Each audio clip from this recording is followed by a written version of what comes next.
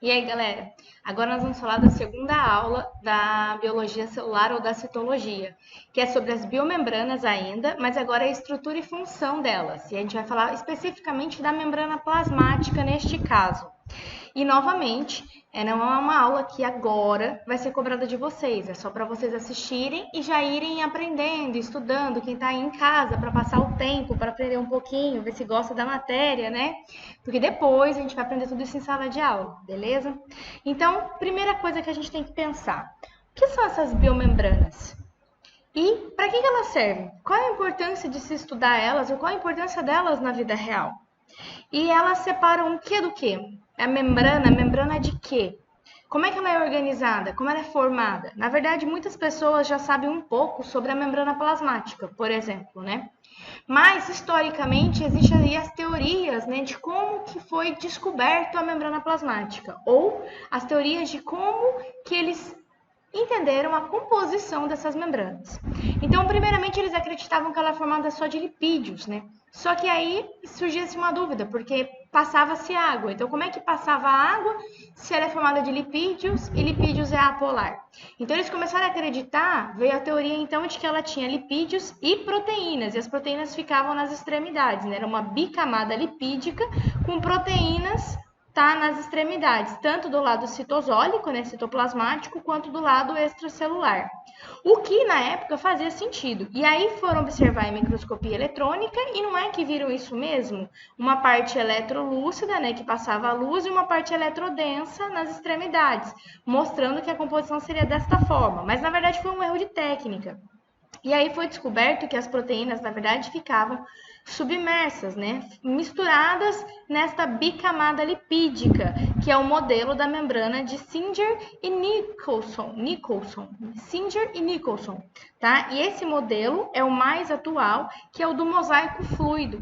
E o que é o modelo do mosaico fluido? Olha o nome, mosaico, porque é uma mistura entre diferentes tipos de lipídios e diferentes tipos de proteínas, então é um mosaico, como aqueles mosaicos de janela de igreja.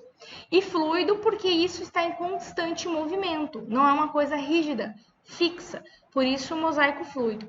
Mas, professora, só tem lipídios e proteínas? Não, na verdade a gente também sabe que tem carboidratos, né, associados tanto aos lipídios quanto às proteínas. Podem ter carboidratos associados, formando glicoproteínas ou glicolipídios. E na aula anterior nós falamos, por exemplo, dos glicolipídios, que só estão associados aos esfingolipídios. Portanto, quais seriam as funções das membranas biológicas? Se a gente pensar nas biomembranas como um todo, ela tem dois tipos de função. Ela tem a função de separar ambientes e de integrar ambientes. Como assim as duas coisas ao mesmo tempo? Se a gente pensa na função de separar, a gente está pensando na função de separar a célula do meio extracelular. Então, é a membrana plasmática. Já a função de integrar os ambientes é como se fossem as organelas com citoplasma. Como assim? Cada organela é formada porque ela tem uma membrana, uma biomembrana em volta dela, e ela cria um ambiente específico dentro dessa organela e separa esse ambiente do citoplasma, do citosol. Por isso as funções são separar e integrar. Em outras palavras, quando a gente separa a célula do meio extracelular, a gente está mantendo o equilíbrio iônico desta célula, né? A gente está também permitindo o reconhecimento da célula, o reconhecimento celular e molecular, por causa de receptores que tem na membrana que fazem com que outras moléculas reconheçam essa célula. Adesão celular, adesão de célula com outra célula ou de célula com a matriz extracelular, que é o meio de fora, né? E comunicação celular, as células se comunicam. A gente também tem, no caso da função de integração, entre as organelas e o citoplasma. Por quê? A gente vai controlar as atividades celulares dessas organelas, vai organizar os sistemas, né, enzimáticos, porque dentro de cada organela funciona um sistema enzimático diferente, né? Vai ter execução de funções especializadas por causa das células, das atividades da célula e, claro, a proteção da própria célula. Pensa no lisossomo, que tem um pH super baixo. Imagina se ele se rompesse e liberasse esse pH na célula inteira. Tudo seria destruído. E isso não é viável. Gente, o que vocês estão ouvindo aí no fundo é o meu cachorro tossindo, tá? Bom, se a gente for parar para pensar na composição das biomembranas, nós falamos de lipídios, nós falamos de proteínas e de carboidratos. Então, vamos pensar nos lipídios. Quem está presente nas biomembranas? os fosfolipídios, os esfingolipídios e o colesterol. Todos aqueles grupos de lipídios que a gente estudou na aula passada. Então, os fosfolipídios, a gente estudou principalmente, né, a principal molécula, né, que é os fosfoglicerídeos, que é aquela molécula que tem uma cabeça polar e uma cauda apolar, né? Essa cauda é formada de 2 ácidos graxos, né? E essa cabeça polar, ela é formada por um fosfato, um glicerol e um radical que dá um nome nesse fosfolipídio. Por exemplo, a fosfatidilcolina. Então, significa que é um fosfolipídio que tem colina como radical e assim por diante. Esses fosfolipídios, portanto, eles são moléculas anfifílicas, né, ou anfipáticas. Eles têm um lado polar e um lado apolar. Então, eles se interagem tanto com água quanto com outras moléculas apolares, tá ok? E eles ainda podem apresentar uma cadeia saturada ou insaturada, quer dizer, com duplas ligações. Os fosfolipídios, tá? Como eu falei, eles podem ser saturados ou insaturados, quer dizer, apresentar duplas ligações. E o comprimento dessas cadeias também dá a espessura da membrana, da bicamada lipídica. E tudo isso influencia na fluidez dessa membrana. Então, quanto mais insaturações, mais fluida vai ser essa membrana. Quanto mais saturações, menos fluida, porque elas vão estar mais próximas, tá vendo? Mais insaturações, elas vão estar mais espaçadas, então mais fluida é essa membrana. Assim como a espessura dessa bicamada também está relacionada a isso.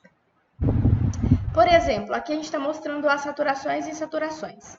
Quanto mais insaturado, mais fluida, porque tem mais espaço entre os fosfolipídios. Quanto mais saturado ou menos insaturado, menos fluida. A gente também tem os esfingolipídios, que nós falamos, né, que são os únicos capazes de formar glicolipídios, são onde os carboidratos se ligam. Os esfingolipídios, a gente tem principalmente, né, aquele ácido graxo ligado a uma esfingosina e um radical.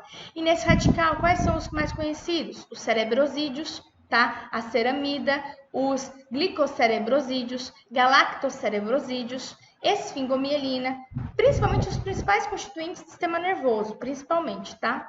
E o colesterol que a gente falou, lembra dos esteroides, do grupo dos esteroides? Então, o colesterol ele pode ser sintetizado pela própria célula, mas ele também pode ser ingerido pela alimentação. E o colesterol ele é importante porque, primeiro, ele é um esteroide composto por 4 anéis aromáticos, né, fundidos, tá? E ele tem a capacidade de se ligar, né, de se ligar a 2 fosfolipídios. E isso diminui a permeabilidade ou diminui a fluidez da membrana. E olha que interessante, esses fosfolipídios, esse colesterol, eles ficam dispersos na membrana, mas não é uma coisa padrão, eles não se mantêm específicos ao longo de toda a membrana. Na verdade, essa membrana plasmática é assimétrica, ela tem distribuição de fosfolipídios, né, de colesterol, ao longo da membrana de diferentes formas, exatamente, isso é uma característica da membrana. Por exemplo, vamos falar aqui da fosfatidilcolina. Ela é muito mais presente para o lado externo da membrana, assim como a fosfatidinozitol para o lado interno, tá ok? E os movimentos? Como assim? A gente não falou que é um mosaico fluido, então significa que se movimenta. E como é que se movimenta esses lipídios? Esses lipídios podem se movimentar por 3 tipos de movimentos diferentes: flip-flop, rotação e difusão lateral. Como assim? A rotação é quando ele gira em torno do seu próprio eixo. Ele gira 90 graus, 180 graus, 360 graus. Ele gira em torno do seu próprio eixo. Já a difusão lateral nada mais é do que ele andar aqui, ó, lateralmente na sua bicamada lipídica, mas na sua camada em que ele está presente mesmo. Lembra que eles são assimétricos. E o flip-flop, na verdade, é mudar de camada, sair de uma camada para outra. Mas para ele fazer esse movimento flip-flop, precisa-se de enzimas. E já se sabe algumas enzimas. Uma delas é a flipase e as outras são chamadas até como embaralhase nos livros mais novos. Mas vamos lembrar da flipase. E essa bicamada lipídica, né, que tem proteínas, é interessante porque ela apresenta uma certa permeabilidade. E a permeabilidade dela, que a gente fala, é a permeabilidade seletiva. Ela seleciona o que entra e o que sai. Então, por exemplo, ela é uma barreira hidrofóbica impermeável, porque o tamanho da molécula vai influenciar e a solubilidade das moléculas. Por exemplo, gases com oxigênio e CO2 atravessam a bicamada lipídica por difusão simples. Moléculas hidrofóbicas pequenas, como o benzeno, assim como água e etanol, também atravessam a bicamada lipídica. Já moléculas grandes polares, como a glicose ou aminoácidos e moléculas carregadas, elas não conseguem atravessar a bicamada de uma forma fácil. Ela vai precisar de carreadores, transportadores, canais para fazer esse processo. E nós vamos discutir tudo isso porque carreadores e transportadores são formados de proteínas. Então, antes de falar sobre o transporte, a gente tem que entender quem são essas proteínas que estão na bicamada lipídica. E as proteínas que estão presentes na membrana, elas têm várias funções, né? Função de transporte, função de interações, transdução de sinais e estabilização da estrutura da própria membrana. Mas como é que ela pode se associar na membrana? A gente tem dois tipos de associação. Elas podem ser integrais, ou melhor dizendo, elas estarem imersas na membrana, atravessando ela dos dois lados, né, que a gente fala que é transmembrana, ou elas podem ser periféricas. Se elas forem periféricas, elas podem estar encostadas, que a gente fala que são ancoradas, ou elas podem estar semi-inseridas, que significa isso? Tem um pedaço delas inserido na membrana e um pedaço para o lado de fora. Se elas estão ancoradas, elas podem estar ancoradas a carboidratos ou elas podem estar ancoradas a lipídios ou a outras proteínas. Tem tudo isso. Então, por exemplo, aqui, ó, as proteínas integrais, que são as transmembranas, ela pode atravessar a membrana uma única vez, que a gente fala que é unipasso ou, né, uma única passagem. Ela pode atravessar várias vezes, que a gente chama de multipasso ou múltipla passagem. E quando ela atravessa várias vezes, ela pode atravessar várias vezes e se fechar, formando um barril, que a gente chama de barril beta, que é um tipo de canal. Ou também pode formar um canal, né, que a gente fala que é como se fosse um cano, tá? Também é uma conformação, certo? Das proteínas, na forma de alfa-hélice que a gente discutiu. Lembra que tem os dois tipos? Alfa-hélice e folha beta? Beleza. Isso aqui, ó, é muito importante para entender como que elas atravessam a membrana. Porque lembra, ó, aqui é a membrana, uma bicamada lipídica. Então, aqui tem lipídios, é apolar. Mas a proteína, ela é polar ou apolar? Depende. Ela tem regiões mais polares e regiões mais apolares. E ela muda a sua conformação para que as regiões mais apolares fiquem voltadas para o lado apolar da membrana e as regiões mais polares fiquem voltadas para dentro, aqui ó, para o centro, certo? Para não entrar em contato com os lipídios que são apolares. E isso ajuda no transporte de moléculas polares, porque elas conseguem atravessar aqui dentro. Olha que legal. Mas e as periféricas? Como eu disse, elas podem estar semi-inseridas, quer dizer, um pedaço delas inserida na membrana, ou elas podem estar ancoradas. Se elas estão ancoradas, elas podem estar ancoradas no que a gente fala que é uma âncora de GPI. Na verdade, é uma âncora que uma proteína está ligada num carboidrato, tá? E olha, esse carboidrato está ligado no lipídio, então isso aqui deve ser um glicolipídio. Então, isso aqui é um esfingolipídio, beleza? Então, aqui a gente tem um carboidrato, ela está ancorada no carboidrato. Ou ela pode estar ancorada num lipídio diretamente, formando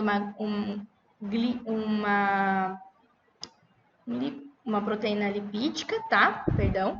Ou elas podem estar ancoradas a outras proteínas. Então, aqui eu tenho uma proteína transmembrana, por exemplo, e aí eu tenho uma proteína ancorada externamente a ela ou internamente a ela. Então, ela pode estar ancorada em proteínas, em lipídios ou em carboidratos, que são os três constituintes da membrana. E as funções, como a gente disse, vai ter função estrutural, função enzimática, de reconhecimento de moléculas, de receptor, de transporte, né, fazendo os canais, e de comunicação celular, que a gente vai falar mais pra frente, tudo isso.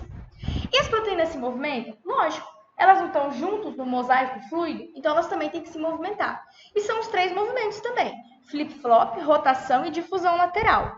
Só que as proteínas, o movimento flip-flop, ele é um pouquinho mais limitado, porque elas já ficam posicionadas na membrana na estrutura em que ela tem que ser, porque uma proteína transmembrana, ela não tem que fazer movimento flip-flop, porque ela já é transmembrana, ela já atravessa a membrana inteira. Então, é um movimento mais limitado. Mas elas rotacionam e elas também podem se difundir, tanto lateralmente quanto verticalmente, porque elas podem ir andando lateralmente, como elas podem ir para cima e para baixo também, quando elas são transmembrana. Vale lembrar isso.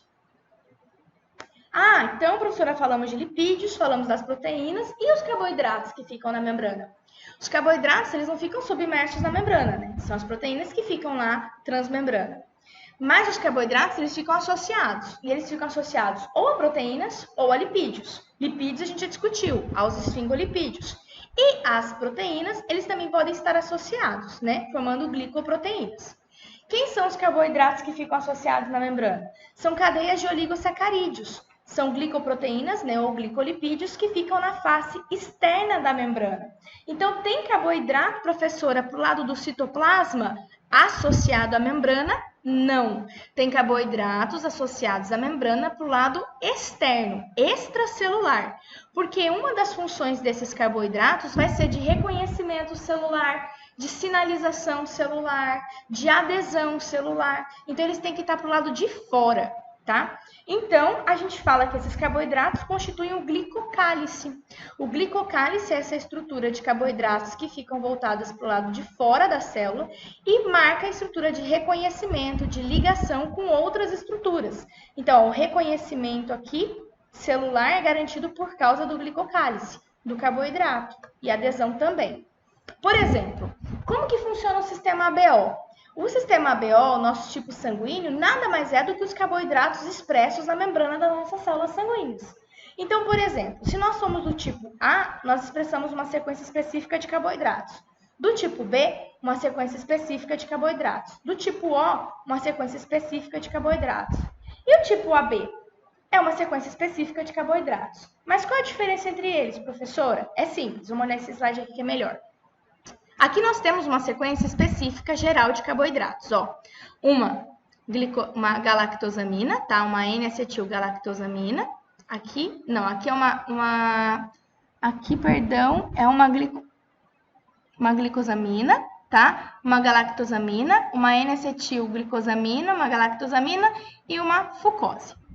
Essa estrutura aqui, ó, é uma estrutura padrão presente em todas as hemácias, em todos os glóbulos vermelhos. Quer dizer, essa sequência de oligosacarídeos aqui é padrão. Por isso que quem é do tipo O tem só essa sequência. Quem é do tipo A tem esta sequência e mais uma N-acetilgalactosamina. Quem é do tipo B tem aquela sequência padrão do tipo O e mais uma galactose. Quem é do tipo AB tem a sequência do tipo A e tem a sequência do tipo B. Por isso que a gente fala que o tipo O é um doador universal, porque essa sequência aqui, ó, é padrão para todos os tipos. Portanto, qualquer pessoa pode receber que não vai ter problema. O tipo A só pode doar para o tipo A e para o tipo AB, porque o tipo AB tem a sequência do tipo A, então ele vai reconhecer. O tipo B pode doar para o tipo B e para o tipo AB, porque o tipo AB tem a sequência do tipo B, então ele vai reconhecer. O tipo O pode doar também para o tipo AB, porque tem a sequência padrão aqui, ó. O tipo AB pode doar para o O? Não pode, porque não tem essa sequência, entenderam? E como é que funciona esse reconhecimento celular? Porque isso daqui a gente chama de lectinas, que são as cadeias de açúcar. E essas cadeias de açúcar que garantem o reconhecimento são reconhecidas por proteínas. Proteínas chamadas selectinas. E as selectinas que reconhecem, selecionam, né, as lectinas específicas. E por isso que só pode doar aquela sequência de reconhecimento certo. O glicocálice, então, tem outras propriedades. Por exemplo, propriedades enzimáticas. Ele atua como enzima. Também atua como receptor, né, de macromoléculas. Então, ele recebe as moléculas aqui e traduz o sinal para dentro da célula, mandando um sinal para dentro da célula para uma resposta específica, tá? E ele também funciona como ligantes para toxinas, bactérias e vírus e tudo mais. Porque os vírus, tanto os vírus, toxinas e bactérias, se utilizam do próprio glicocálice, desse reconhecimento de proteínas para carboidratos, para poder invadir, penetrar na célula, tá ok? E essas membranas plasmáticas? Quais são as propriedades dela? A primeira é que ela tem uma natureza anfifílica, ou melhor dizendo, ela se agrupa formando micelas em ambiente aquoso, para proteger a região apolar dela da água. Então, por que uma bicamada lipídica? Porque tem água para o lado de fora e água para o lado de dentro. Se eu colocasse uma camada só dentro da água, ela ia formar uma micela, ela ia se fechar tá? Formando uma micela para se proteger da água. E essa propriedade é muito interessante porque os lipossomos, que são estruturas que entregam fármacos, por exemplo, atuam dessa forma, exatamente fechando, né, numa estrutura esférica, carregando ali dentro, por exemplo, os fármacos de interesse, tá? Ah, professora, a senhora falou lá dos movimentos, né, da fluidez da membrana, então a gente já falou dos movimentos, que pode ser, então, né, difusão lateral, rotação ou movimento flip-flop. E tudo isso aqui está relacionado à permeabilidade, ou à fluidez da membrana. E quais são os fatores que influenciam na fluidez dessa membrana? Os fatores são vários. A gente tem os fatores da fluidez da membrana vai influenciar na fusão das membranas. Então, se a membrana for mais fluida, ela vai conseguir se fundir com outra membrana muito mais fácil do que se ela for rígida. Por exemplo, água se mistura com água. Um pão se mistura com um pão. Impossível, porque são mais rígidos, estruturas mais rígidas. Além disso, a difusão de proteínas e interação de proteínas na membrana, graças a Deus pela fluidez, garante esse processo. Difusão e transporte de substâncias pela membrana e, claro, distribuição das moléculas ao longo da divisão celular, que nós vamos falar lá na última aula. Tá bom, professora, mas quem influencia na fluidez? A gente falou algumas coisas já, sobre a saturação e insaturação. Quanto mais insaturado, mais fluida vai ser a membrana. Quanto mais saturado, menos fluida. Mas nós temos também a dieta, porque lipídios ingeridos na alimentação, como o próprio colesterol, influencia na fluidez.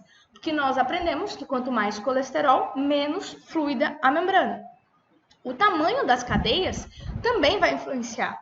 Quanto maior a cadeia de ácido graxo, menos fluida vai ser a membrana. Quanto menor a cadeia, mais fluida, porque os ácidos graxos vão ser menores. E a temperatura? Lembra lá da margarina, da manteiga? Manteiga num lugar quente, líquida. Manteiga num lugar frio, sólida. Os lipídios ficam mais próximos, né? Então, quanto mais maior a temperatura, mais fluida é a membrana. Então, a gente consegue enxergar porque aqui, ó, o colesterol vai influenciar na fluidez, né? Porque ele liga nos fosfolipídios, né? Impedindo a passagem das moléculas, tá? Então, por fim, a gente também tem que lembrar que a membrana, ela, como a gente falou, ela é assimétrica. Então, significa que ela vai apresentar o que a gente chama de domínios de membrana. Ou melhor dizendo, tem regiões da membrana que vai ter uma função específica e outras regiões que vão ter outras funções específicas. E nas próximas aulas a gente vai discutir esses domínios. Todos eles, as especializações de membrana. Mas uma das coisas que também caracteriza os domínios de membrana, tá? É que eles se relacionam com os meios. Por exemplo, os domínios de membrana ajudam na formação do córtex celular, que é o esqueleto da célula externo, aqui, formado pela membrana. A relação das proteínas, né, dos domínios de membrana com a matriz extracelular e a relação das proteínas com outras células, formando aqui a interação de célula a célula. Tudo isso é relacionado, tá, com os domínios de membrana. Além disso, o córtex celular é muito importante porque é como se fosse, né, o arcabouço da membrana, dando a estrutura dela. Por que as hemácias são assim, côncavas? Porque elas têm um citoesqueleto específico que garante esse formato. E esses citoesqueletos são proteínas associadas à membrana plasmática, dando esse formato à célula. E a gente vai falar sobre isso na aula de citoesqueleto. Ah, e lembra que nós falamos da assimetria de membrana? Pronto. Os lipídios são distribuídos de acordo com a necessidade deles na membrana. E isso é tão interessante que a gente fala, hoje em dia a gente sabe que ele forma o que a gente chama de balsas lipídicas, ou lipid rapids, no inglês. O que significa isso? Os lipídios mais parecidos, mais próximos, por exemplo, eles se agrupam em certas regiões da membrana por causa das funções deles. Por exemplo, aqui ó, a gente fala a predominância em certas regiões de esfingolipídios e colesterol, para favorecer a presença de proteínas específicas naquela região. Então, aqui ó, mostra essas balsas lipídicas sendo formadas. São lipídios específicos aglomerados, né, por causa dessa forma assimétrica da membrana, porque tem funções dele estar ali. Isso é domínio de membrana.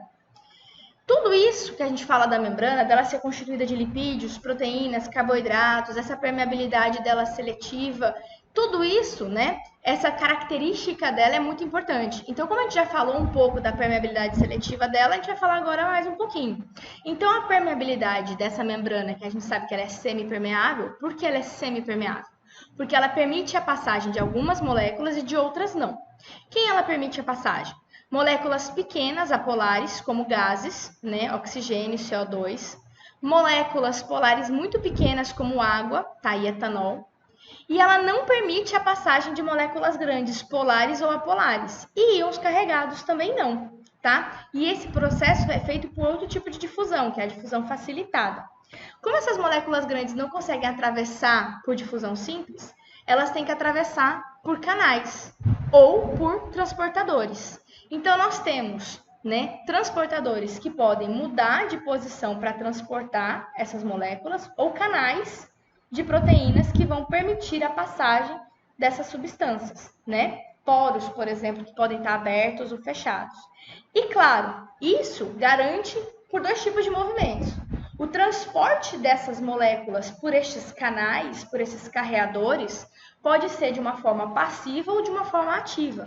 Uma forma passiva é a favor do gradiente de concentração. É aquela molécula que passa do mais concentrado para o menos concentrado. Já um transporte ativo, ele é o oposto, ele é contra o gradiente de concentração. Ele vai do menos concentrado para o mais concentrado, onde já não devia ter mais molécula, mas vai mais moléculas. E para fazer esse processo se gasta energia. Transporte de substâncias pela membrana dá uma aula inteira. Então, mais para frente, eu vou gravar uma coisa só sobre isso, tá? Mas, então, o transporte ativo, só para a gente poder entender melhor, ele pode ser um cotransporte, uma molécula entra, uma molécula sai, ou ele pode passar uma molécula única gastando energia, ou ele pode passar uma molécula sendo a energia vinda da luz, por exemplo. Todos esses são transportes ativos, beleza? Ótimo. E aí, por fim, a gente falou também das proteínas, né? Dos sinais. Como assim?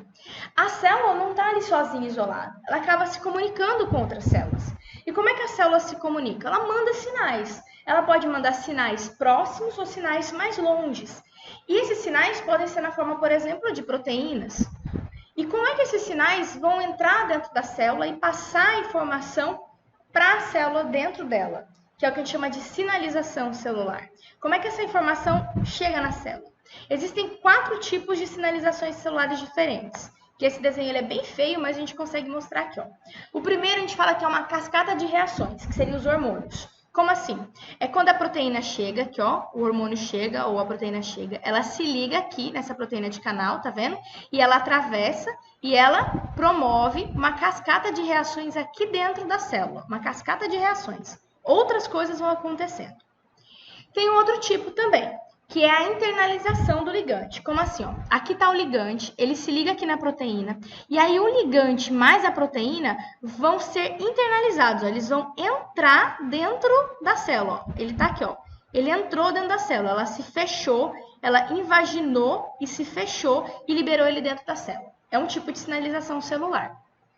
Um outro tipo é um transporte daqueles canais que a gente acabou de ver. Então, o ligante vem, se liga aqui no receptor, ele reconhece e deixa passar. Transporte, vai para dentro da célula. E um último tipo também é o de alteração do citoesqueleto. Como assim? A proteína vem, se liga no ligante, como resultado, ele muda a conformação do citoesqueleto dentro da célula. Tudo isso são mecanismos de sinalização celular. Esses mecanismos aqui que nós estamos falando são de respostas na própria célula. Mas existem os mecanismos de sinalização celular geral. Como assim? A célula libera uma proteína para avisar a outra célula sobre ela. Ela pode avisar uma célula perto, é uma sinalização parácrina. Ela pode avisar a si própria, uma sinalização autócrina. Ou ela pode avisar uma célula longe dela, que é uma sinalização endócrina, né? Via hormônios, tá certo? Ah, professora, os sinais são só esses de proteína específica? Não, por exemplo, a gente pode ter uma sinalização neuronal, tá? A gente pode ter sinais elétricos, não só hormonais, tá beleza? Tudo isso. Ah, e a célula só manda os sinais assim para o meio extracelular e tá certo? Não, a gente vai falar nas próximas aulas que ela também pode se comunicar uma célula com a outra, mandando sinais diretamente para ela, por junções comunicantes. Então, todos esses mecanismos de sinalização celular são mecanismos conhecidos, tá certo? E são todos fundamentais.